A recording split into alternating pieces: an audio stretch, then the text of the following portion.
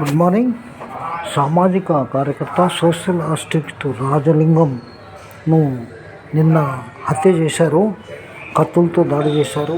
ఇది ఎవరు ఏంటి అనేది కాంగ్రెస్ ప్రభుత్వం ఖచ్చితంగా పట్టుకోవాలి. కేసీఆర్ మీద కేసు ఫైల్ చేశాడు. కాళేశ్వరంలో డబ్బులు తిన్నారని.